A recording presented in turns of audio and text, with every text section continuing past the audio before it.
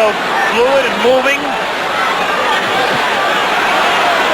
Trying to get inside. Again, the cut opens up over Hagler's forehead. And the blood begins to trickle down. Hagler working inside, now up top. Half a minute to go in round 2. What a left. Hearns trading with him. Hagler comes back to the right or left, and another right. He has Hearns in trouble on the ropes. Tommy trying to punch his way off the ropes. Hagler wants to keep him there. Goes to the body. Hagler throws low blows. Marvin Hagler wants to turn this into an alley war, and he's done it. Another low blow. Richard Steele may take points away soon, but will it matter? Second round coming to an end. Hagler bloody, but very much unbound. Into round 2.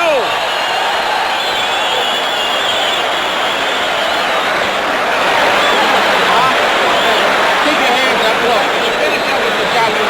Move off to one side or the other, okay? You're not boxing again out here. Try to work on letting him miss with the left and going over here and then coming back with the right.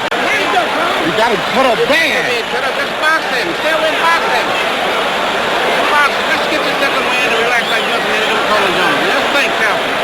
Just box it. When you get through with your shot, move off to one side or the other. You're getting hit on tail end punches. You understand? You can hear Manny Stewart talking to Hearns. They work on the cut of Hagler. And the Petronelli's good cut men. Goody and Pat have done an excellent job on the cuts of Hagler. What a shock that that man initiated this war right from the beginning. And you know what? I thought he would do well as a righty. He has done better as a southpaw, and he may stay at that. Again, Stewart telling Hearns to box. As you say, though, Hagler turning it into a street fight. Well, he turns righty. He wants it to be a street fight. Listen, Marvin Hagler has been rough inside. He's thrown some low blows. He has thrown some elbows. Don't push. But you know what? Now the right is getting there, but it's not hurting Hagler. We've got our answer, I think, to some extent. Tommy has been hard-pressed to hurt him with that right. Stunned him early, but not in the last round or two. Very early. Had him stunned, has him cut. But it was Hagler doing the damage in round 2. And now, just as we thought might happen, Tommy Hearns was hurt early, so he is boxing. Now, he has good boxing skills. He did this against Sugar Ray. Can Hagler get to him in this posture? Some people thought, as he again becomes off balance, some thought that if Hearns stayed outside and stayed on his bicycle, it would become a dull fight with Marvin chasing him. But Marvin has been able to corner him, and when Marvin gets him in the corner, he is roughhousing him well. Again, Hagler is all bloodied. Time is called by Richard Steele to send Hagler over to the ring doctor. He's calling the ring doctor in. The last thing in the world Hagler wants is the fight to be stopped. The doctor looks at it. Back comes Hagler with a wild left hand. It has to be impeding his vision with the right eye. You never know it, though. Tremendous right. Hearns appears rubbery. He appeared that way in the second round. You know, Richard Steele is breaking these fighters very quickly. That's uncharacteristic of him. It's hurting Hagler because he wants to work inside. Hearns is smiling, but he's taking shots. Another right hand. Hearns turns his back, takes another right.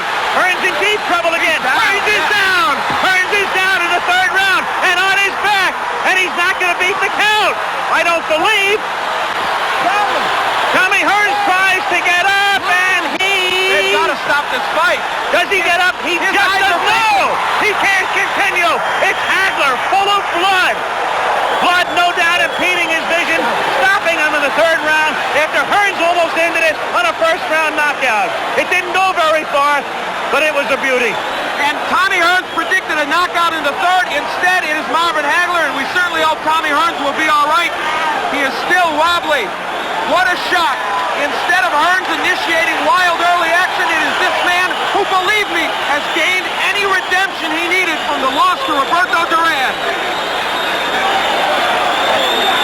Marvelous Marvin Hagler. So close to being knocked out in the first round. Withstood the barrage. You'd have to figure he lost round 1, came back round 2, despite the deep cut time called by Richard Steele in round 3. Ring doctor observes, comes back, knocks him out in round 3. So it's marvelous Marvin Hagler, 61, 2-2. Another look as we watch it at the end. Hagler with that right hand, that lunging right hand. Hearns turning his back on him, and then you'll see Hagler come in and deliver a right to the side of the head. Hearns backing off again, taking the right hand. Legs gone at that point. Down on his back. Got up at the count of 10. That was the end of it. Different angle. Hearns, whose legs became rubbery in the second round, having trouble with his balance in round 3. Turning his back. Another right hand from Hagler. But at this point, the damage had been done. Finishing right there, but Hearns was on his way down anyway. Only disappointment is that it didn't go longer. What a 3 rounds. Different angle again now. Right hand from Hagler. And Hearns at that point finished. Off balance and stumbling. And so the man from Brockton, Massachusetts may finally get the respect that he feels he deserves. And acclaim as one of the greatest middleweights in history. Doing nothing to dispute that tonight. Shaking off some thunderous blows in round 1. Withstanding the barrage. Suffering the cut. Coming back strong in round 2. Finishing them in round 3. Hearns right above us in the corner. Tommy still shaking. Tommy on his stool. And Tommy, of course, very disappointed and frustrated. As Marvin Hagler, marvelous Marvin Hagler, the legal name, the undisputed